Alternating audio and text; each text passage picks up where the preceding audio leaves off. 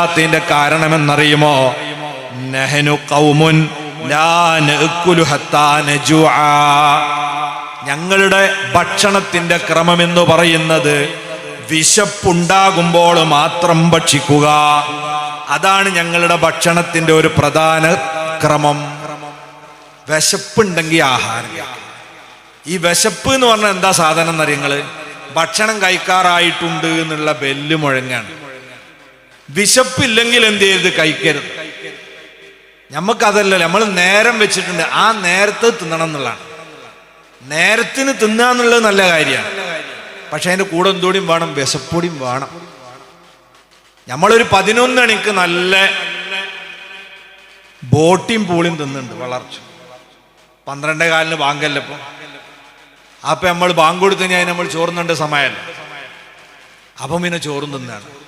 ഇത് പള്ളയെന്നൊന്നും ആയിട്ടില്ല, അത് നേരത്തിന് തിന്നണ, മറ്റേ ഇടയിൽ കയറ്റിയതാണ്.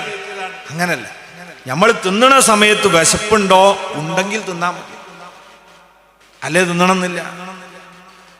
അതാ നബി സല്ലല്ലാഹു അലൈഹി വസല്ലമയുടെ ആരോഗ്യ രഹസ്യം. സ്വഹാബത്തിന്റെ രീതി അതാ. വയറു പറയും ഇങ്ങോട്ട് നിങ്ങൾ ആഹാരം കടത്താനായിട്ടുണ്ടോ. അതിന്റെ അടയാളാണ് പള്ളേല് പൈച്ചാന്ന് പറഞ്ഞു. ആ വിശപ്പ് തുടങ്ങിയാൽ നമുക്ക് ഭക്ഷണം കഴിക്കും. പിന്നെയോ വഇദാ അക്കൽനാ ലാ നസ്ബഉ. ഞങ്ങൾ ഭക്ഷണം കഴിച്ചു കഴിഞ്ഞാൽ വയറ് നിറക്കൂല. ഇതാണ് ഞങ്ങളുടെ രീതി. ഇമാം ത്വബരി റഹിമഹുല്ലാഹ് ഈ അസർ ഉദ്ധരിച്ചത് കാണാം.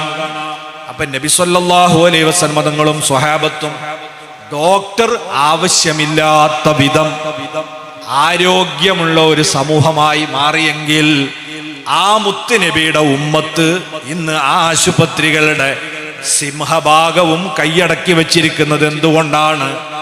ആരോഗ്യകാര്യത്തിൽ അഷ്റഫുൽ ഖൽഖ് സ്വല്ലല്ലാഹു അലൈഹി വസല്ലം തങ്ങളുടെ നിർദ്ദേശം നമ്മൾ തള്ളിക്കളഞ്ഞത് കൊണ്ടാണ്.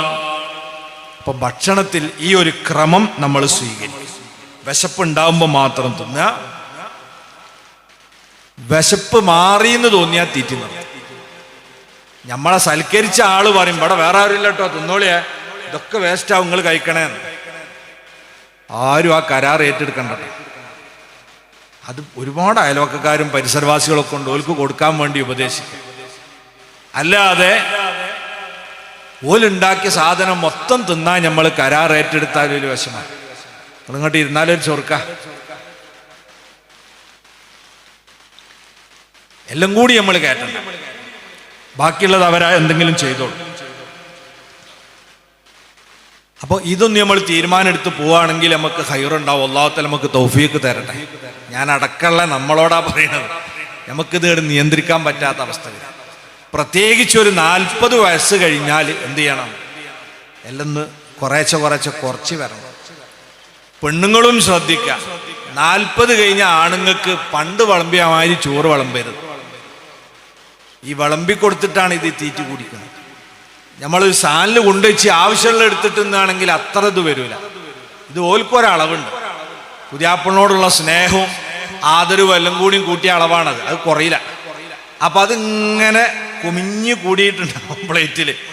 ഇനിയിപ്പോ ഇതെങ്ങനെ ബാക്കിയാക്കാന്ന് വിചാരിച്ചാണ് ഈ ഭർത്താക്കന്മാര് തിന്ന് ഓവർ തടി മുട്ടുവേദനയൊക്കെ ഉണ്ടാകും. പെണ്ണുങ്ങൾ തീറ്റി കൂടാൻ പല കാരണങ്ങളുണ്ട്. ഒന്ന് ഉപ്പുവെക്കൽ തന്നെയാണ്. പല ജാതി വിഭവം ഉണ്ടാകുമ്പോൾ എല്ലാം കൂടി ഉപ്പ് വെക്കുമ്പോൾ തന്നെ ഓല വിശപ്പ് മാറാൻ മാത്രമല്ല ആ ഉപ്പ് വെക്കിയിട്ടുണ്ട്. പിന്നെ ചെറിയ കുട്ടികളുള്ളവരാണെങ്കിൽ ഓൽക്ക് ഭക്ഷണം കൊടുത്തു കഴിഞ്ഞാൽ ലേശം ബാക്കി വരും. ഇതിനിപ്പോ എങ്ങനെ കളയാന്ന് പറഞ്ഞ് അതും അത് കയറ്റും. പിന്നെ പുതിയാപ്പിള ആദ്യം ചോറുന്ന ഒരു വക്കത്ത് ലേശം ബാക്കി ഇതിനിപ്പോ ഇട്ടാളുടെ ചോറുള്ളല്ല അതും അടുത്ത് നിന്ന്.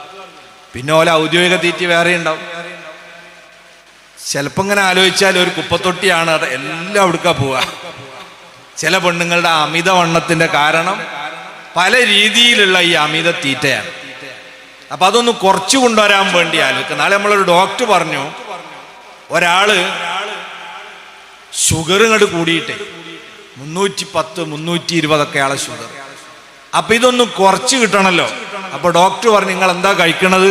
അയാള് പറഞ്ഞു 2 നേരം ചോറാണ്. അപ്പൊ അയാൾ ചോറ് നിങ്ങൾ തിന്നാൻ പാടില്ല, നിങ്ങൾ ചപ്പാത്തി മാത്രം കഴിക്കാം. 2 നേരം ചപ്പാത്തി കഴിച്ചിട്ട് തിരിച്ചു വരികയായിരുന്നു. 1 മാസം കഴിഞ്ഞു വന്നു.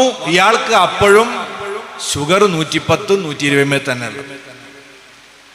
അപ്പൊ അയാൾ ചോദിച്ചു, നിങ്ങൾ എത്ര ചപ്പാത്തി തിന്നണേ? ഉച്ചക്കൊരു 10 തിന്നും, രാത്രി ഒരു 8. അപ്പൊ നിങ്ങളോട് ഈ ചപ്പാത്തി തിന്നാൻ പറഞ്ഞ എന്തിനാ? ചപ്പാത്തി ഷുഗർ ഇല്ലാഞ്ഞിട്ടല്ല, ചപ്പാത്തി ഏറ്റുമുട്ടണല്ലോ, ചോറ് മുണിഞ്ഞാൽ മതി. ചപ്പാത്തി തിന്നുണ്ടാക്കണമെങ്കിൽ പല്ലുമൊക്കെ വാട വേദനയൊക്കെ വിഷമാണ്. അപ്പൊ നിങ്ങൾ ലേശം തിന്നുള്ളൂ വിചാരിച്ച് പറഞ്ഞതാ.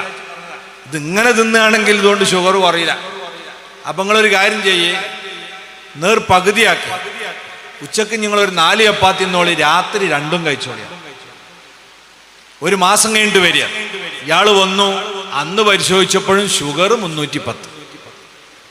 ഇയാളോട് പറഞ്ഞ് നിവൃത്തിയിലെ ഒറ്റ പരീക്ഷണം കൂടി, നിങ്ങൾ ഉച്ചക്ക് ഒരു ചപ്പാത്തി തിന്ന, രാത്രി ഒരു ചപ്പാത്തി തിന്ന, എന്നിട്ടൊന്ന് നോക്കാം. അപ്പോൾ അയാൾ പറഞ്ഞ്, സാറേ അത് വെന്ത് കിട്ടാൻ ബുദ്ധിമുട്ടാവുന്ന. അതെന്തേ വെന്ത് കിട്ടാത്തത്? അല്ല, നേരത്തെ നമ്മൾ തിന്ന 10 ചപ്പാത്തിയെ 3 ആക്കി ചുട്ടപ്പം തന്നെ നല്ല കട്ടിയുണ്ട്. ഇനിയിപ്പോൾ അതെല്ലാം കൂടി 1 ആക്കി ചുട്ടാല് അത് അപ്പൊ ഇയാള് എണ്ണം കുറച്ചതാണ്, വണ്ണം കുറച്ചിട്ടില്ല. പിന്നെ എങ്ങനെ ഷുഗർ പറയാ? അപ്പൊ ഇങ്ങനെയാണ് നമ്മളൊക്കെ തീറ്റ കുറക്കാന്ന് പറഞ്ഞാൽ അതത് കുറഞ്ഞു കിട്ടൂല. എന്തെങ്കിലുമൊക്കെ കാട്ടിക്കൂട്ടിയിട്ട് അത് മൊത്തത്തിൽ നമ്മൾ തിന്നന്നെയാണ്.